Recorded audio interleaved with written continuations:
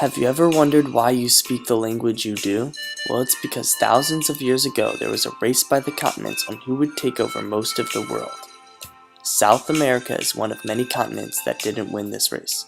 They didn't win because it wasn't fair. Some continents were more lucky geographically than others, giving them the ability to gain technology faster than others. The continent that is able to gain technology the fastest is the one that is going to win the race.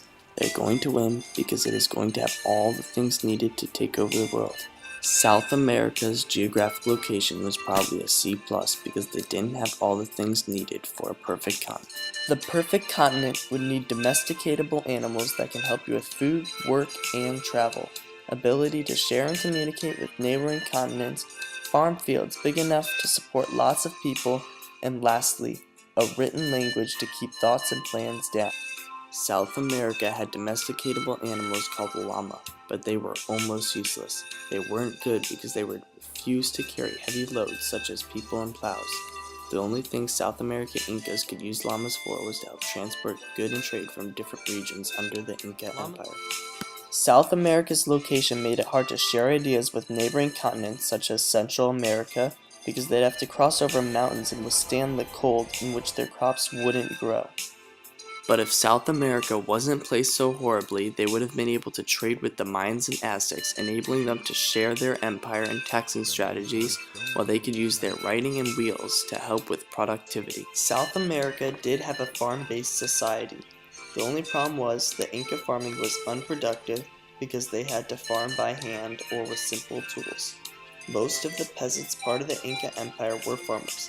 This made it hard for them to make discoveries because they were too busy farming. Some key discoveries they wouldn't be able to make are how to make metal and iron, and ships to get across the ocean. The farming did help them grow and build an advanced civilization with many strengths. Some of the Inca strengths are being that they did have a ruler, which made them as a form of tax build enormous buildings, roads, and armies. The Inca army at its peak was about 200,000 troops, and as it grew, it enabled more and more people to become professional troops with advanced skills. Some weapons the Inca used in their army was swords, clubs, spears, and axes. All of these weapons were either wood, stone, or copper.